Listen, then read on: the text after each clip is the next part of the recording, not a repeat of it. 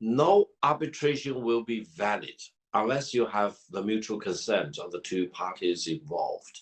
It's arbitration that China has never consented.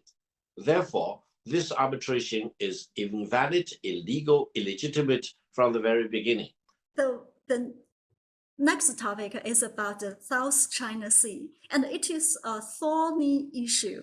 And because for China, and China Sea, and the Chinese people conducted activities in the South China Sea over 2,000 years ago, and the historical documents have confirmed this point.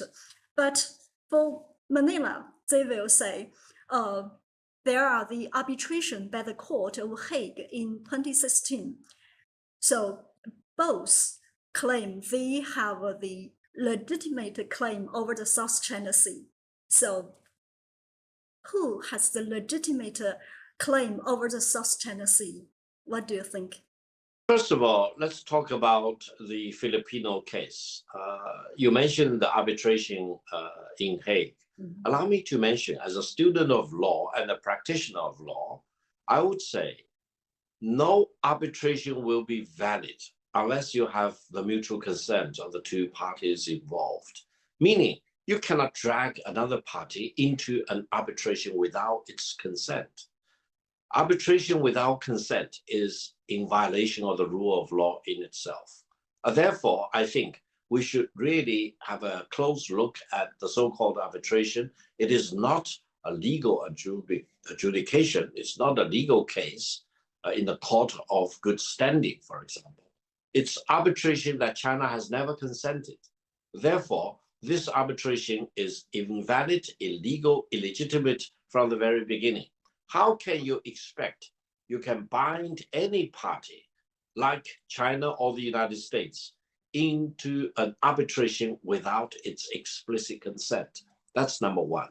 So I hope whenever you talk about arbitration, you will always remember what I emphasized. Arbitration without consent is a violation of the rule of law. Now, for the Filipino territories, actually the Filipino territory is well defined, at least by two major events. One was the Spanish-American War of 1898. And the United States won the war, Spain lost the war, and Spain and the United States signed a treaty whereby Spain transferred all the territories belonging to the Philippines to the United States. The first governor of the United States of the Philippines was Mr. Taft, who later became a US president. Mr. Taft went to law school at Yale. I also graduated from Yale. So I had an internal intense interest in what Governor Taft did for the Philippines at the end of the 19th century. Now, allow me to emphasize one point, and you can quote my point to every Filipino you meet.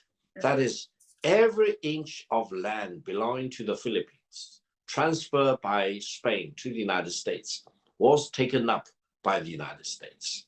Meaning, whatever that the United States did not take from Spain in 1898 did not belong to the Philippines.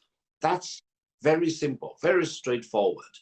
And if there is any dispute, go back to the Treaty of 1898 between the United States and Spain, and you will know which territory belonged to the Philippines.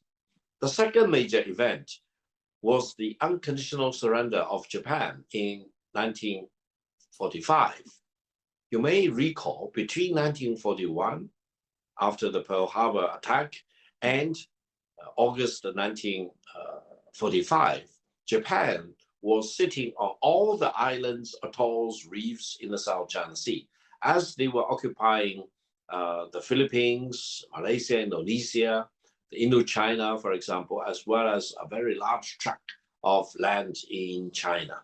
However, at that time, China was more or less the only independent country refusing to surrender and continuing fighting against the Japanese imperialism together with the United States. China and the United States were allies.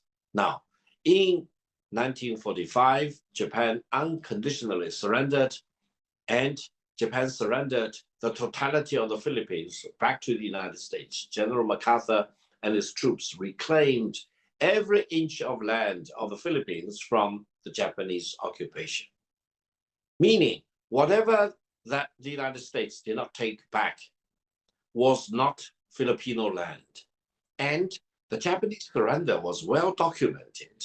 Every inch of land, every atoll, island that belonged to the Philippines was returned by Japan to the United States.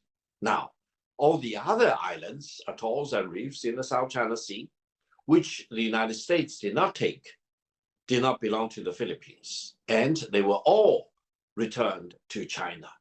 That's the major event in 1945.